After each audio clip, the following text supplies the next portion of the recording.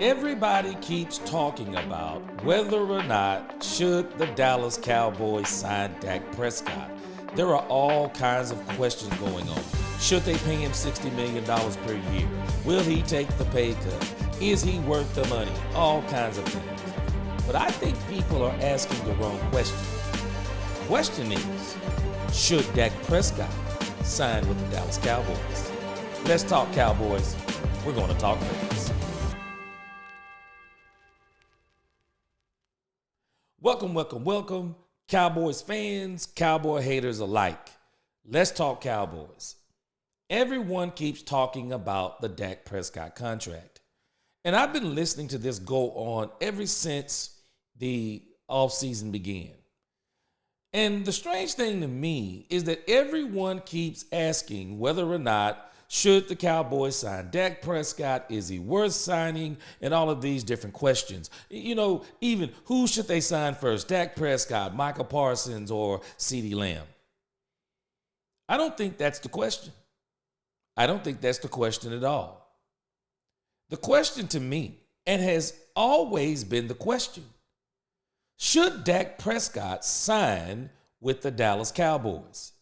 Because for me, Dak Prescott really has multiple reasons of why he shouldn't sign with the Dallas Cowboys. And don't get me wrong, I have been a Dallas Cowboy fan from the moment I began watching football.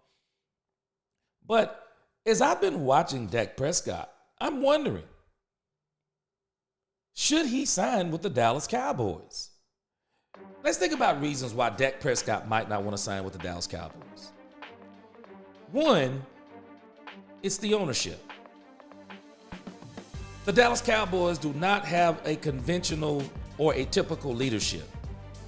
Coach, GM, ownership, decisions are being made by the coach, personnel decisions made by the GM with the cooperation of the ownership, but the football business is done by the coach and the GM. The Cowboys aren't like that. It seems like everything begins and ends with Jerry Jones and Stephen Jones. And Jerry Jones is always saying things that he should not be saying, creating an atmosphere that makes his quarterback into an easy target, not only for the fans, but also for the media. You'll notice something about what's happening in our modern day society. People give a license to the people who can be attacked. If the media is attacking them, everyone can attack them. And if the team is not saying they have confidence in a player, then the media can attack them. You think about it. Lamar Jackson has 2 MVPs. Dak Prescott and Lamar Jackson actually have the same playoff record. They're both 2-4. One gets praise, the other one gets mocked. And if I'm not mistaken, Dak Prescott has only been in the league maybe two to 3 years more than Lamar Jackson tops. But Dak Prescott gets all the criticism. And people are saying things like he hit his peak. Well, they said that last year, and look at what he did. But number one, for me, Dak Prescott might not want to sign with the Dallas Cowboys because of the ownership. They didn't sign him at the end of his 4-year deal. They franchise tagged him. Then they signed him after the franchise, but then in the press conference says we overpaid for him. That wasn't Dak's fault. He doesn't manage the cap. They could have paid him rather than franchising him. They could have paid him. They could have gave him the Jimmy Garoppolo contract or a little bit more. He would have been the highest paid quarterback, but it wouldn't have been nowhere near what it is now in this contract.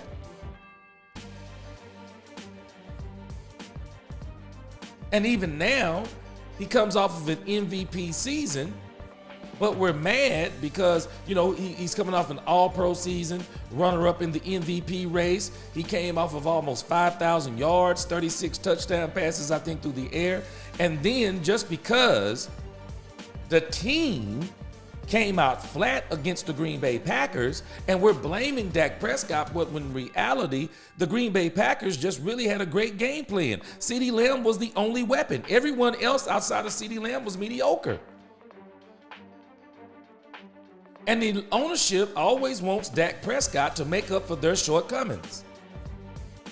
And so for me, if I'm Dak Prescott, I'm questioning, do I want to sign again and continue to be disrespected by my own ownership?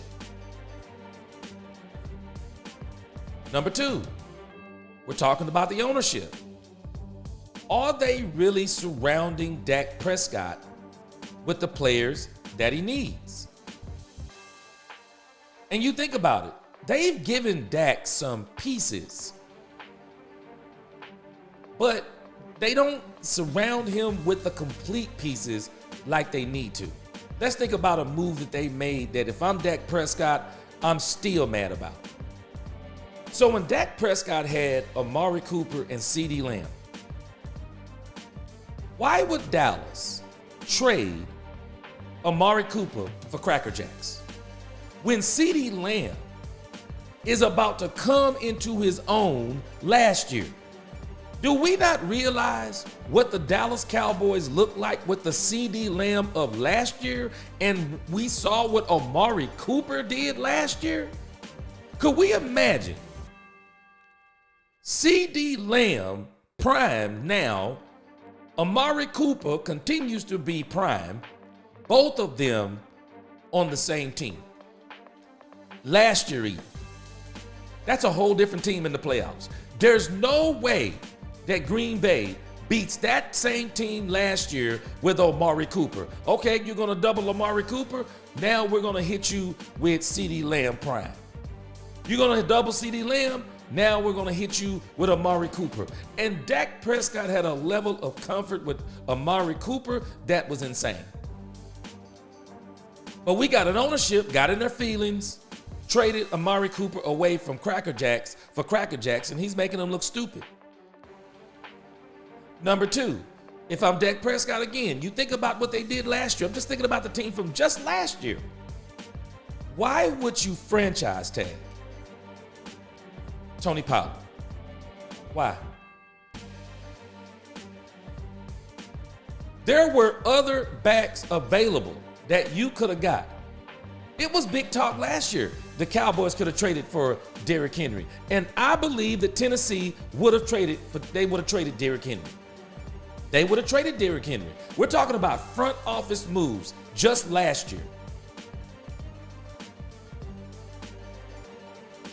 Imagine that team with Amari Cooper, CeeDee Lamb, and a bona fide running game. Derrick Henry in that backfield. If they'd have got him before the trade deadline, even if you don't have Amari Cooper, if you got Derrick Henry and CeeDee Lamb, could we imagine what that offense looks like? Unstoppable. Because now you have a second option. Tony Pollard was not a second option last year. He was coming off an injury. Was not a second option.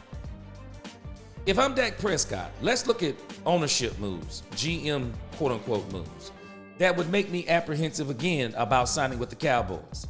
If we think about when the Ezekiel Elliott deal came up, Dak's deal was up at the same time. And if I'm not mistaken, DeMarcus Lawrence was in there, and I think even Jalen Smith was in there. And you think about what the Cowboys did. They signed, before Dak Prescott, if I'm not mistaken, Jalen Smith, DeMarcus Lawrence, Ezekiel Elliott with a monster contract, and then they decided to sign Dak Prescott. Why would you put those three players before Dak Prescott? Here we go again. Now we got this issue with CeeDee Lamb and Micah Parsons. And everyone is saying sign CD first. And even Micah Parsons, who's not even up for a deal yet. And we're doing this same thing again because it looks like CeeDee Lamb is about to get the bag before Dak Prescott. If I'm Dak Prescott, why do I have to keep putting up with this? Why do I have to keep putting up with, you're not convinced I'm good enough? Okay, fine. Let's look at another move. Let's keep dealing with the ownership. Why in the world would the Dallas Cowboys pick up Trey Lance with a 4th round draft pick? Why? Because he was a 1st round draft pick, and it's clear the San Francisco 49ers had buyer's remorse? He couldn't really even beat out Jimmy Garoppolo. It's not a knock on Trey Lance. The problem is Trey Lance really didn't play a lot of college football. That's what people don't understand. He didn't play a lot of games. He didn't get a lot of experience. Trey Lance should have stayed in one more year. Trey Lance still would have went probably in the top 5.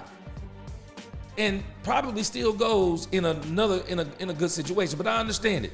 If someone's going to give up 3 first-round draft picks for you, they're going to make you number 1. They're going to pay you that money. Okay, I understand. It's not Trey Lance's fault. And that's why I feel sorry for Trey Lance, because now he's being ran through the ringer and he doesn't really have the experience. But I want you to think about what Jerry Jones did, and he did it on purpose. He gave away a 4th-round draft pick. Why? Do we not realize the players, the Cowboys, the player that the Cowboys could have got in the 4th round? They could have even traded that draft pick and got, people were wanting to move up. There's all kinds of things they could have done with that 4th round draft pick. And even though they were able to get a draft pick, I think they wound up trading to get a 4th round draft pick. Imagine if you still had your other 4th round draft pick you gave up for Trey Lance.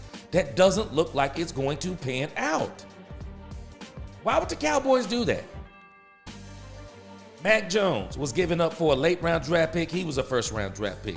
Justin Fields was given up for a 6th-round draft pick. He was a first-round draft pick. Zach Wilson was given up for a 7th-round draft pick. He was a late-round draft pick. And the rumor is no one was willing to touch Trey Lance for anything more than a 6th-round draft pick.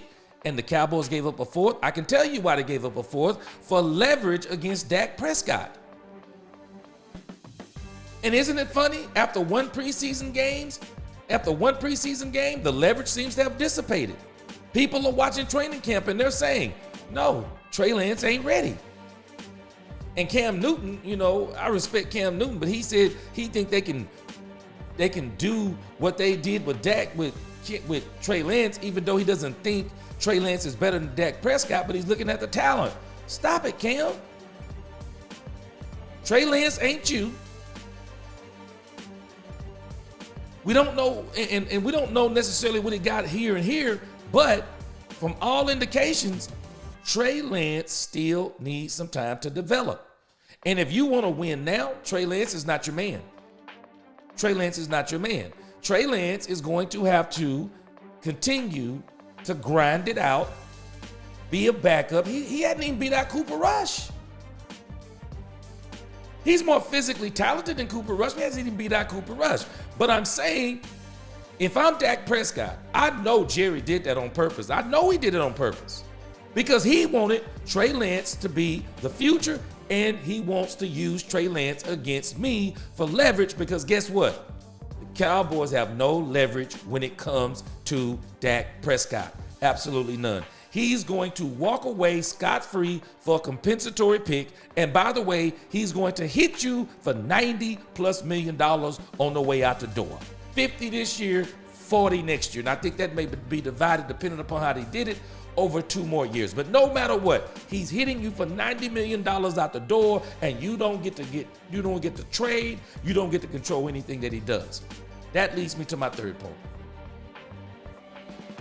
Why would Dak Prescott want to sign with the Dallas Cowboys when he has the opportunity to make history?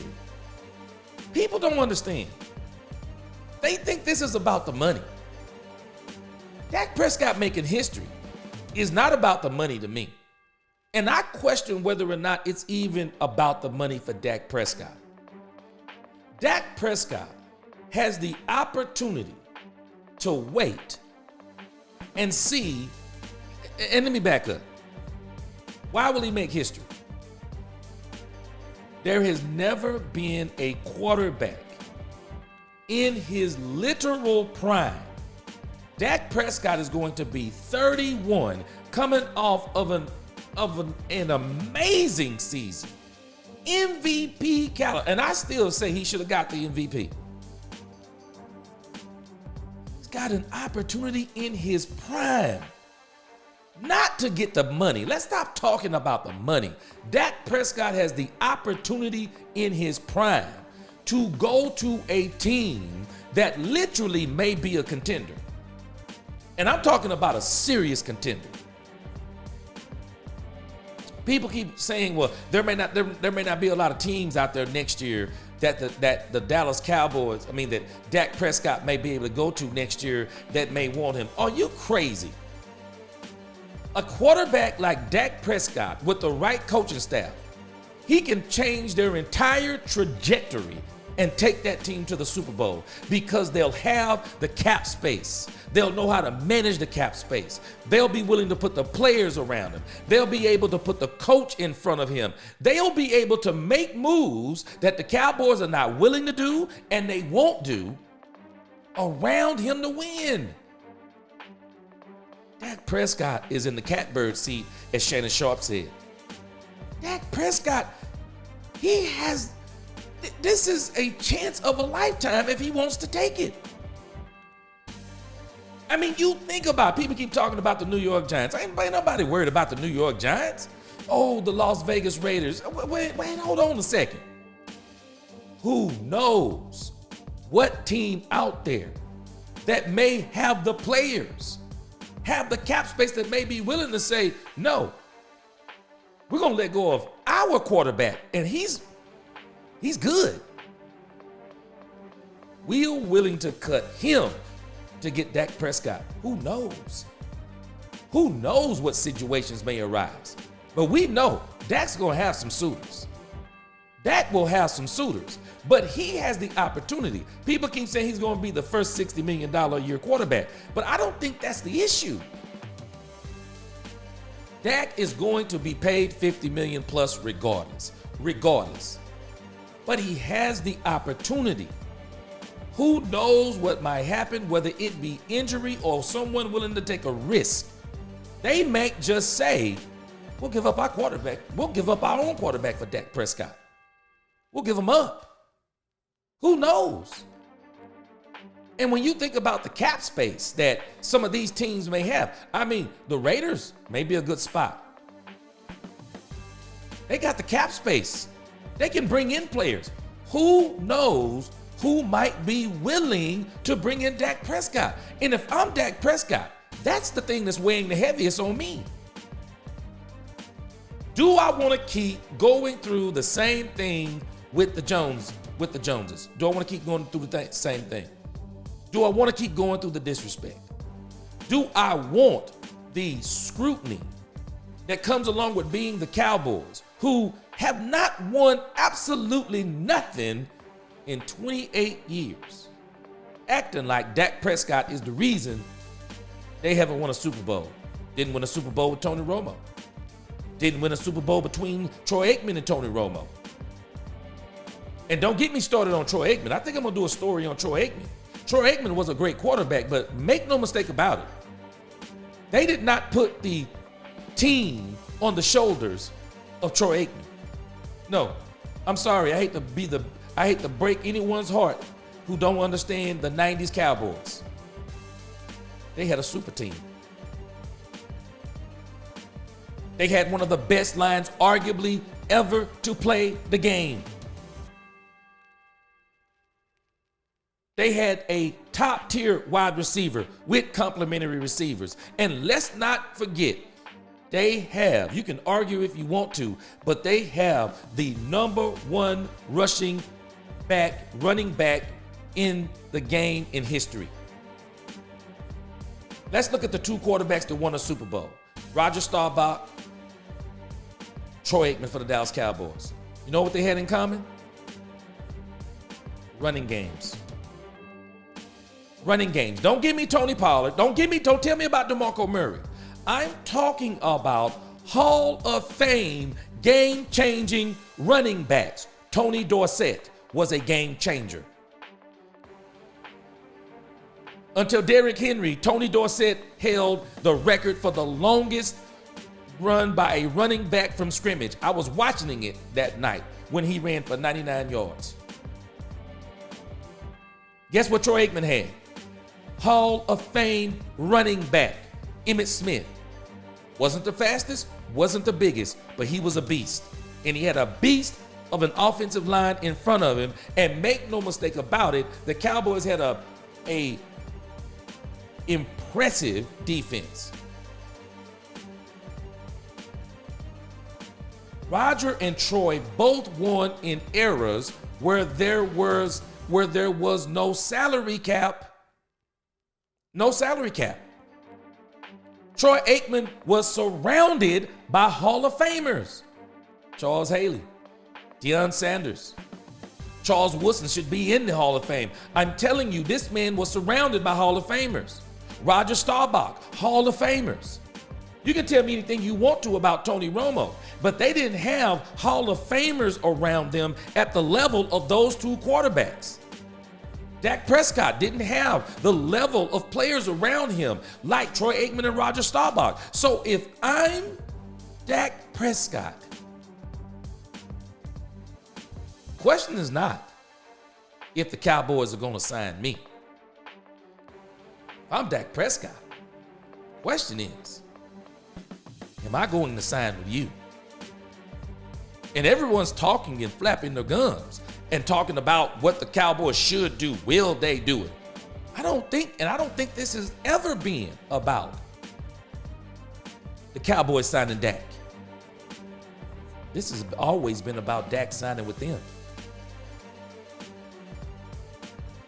So if I'm Dak Prescott again, I'm thinking about these issues that I talked about. The disrespect, the terrible moves by the ownership. I didn't even mention, they refused to do anything in free agency. And that's kind of what I alluded to in point 2. They refused to do anything in free agency. Couldn't even do something as simple as get Bobby Wagner last year. And you look at even what the Cowboys are doing this year in free agency. They wait until all the superstar players are gone, and they try to get the players who got potential, but they don't have to pay a lot of money. I'm sorry, if I'm Dak Prescott, no, I don't want to play with that no more. I want to play with a team like the San Francisco 49ers who they seem to keep finding a way to keep getting great players.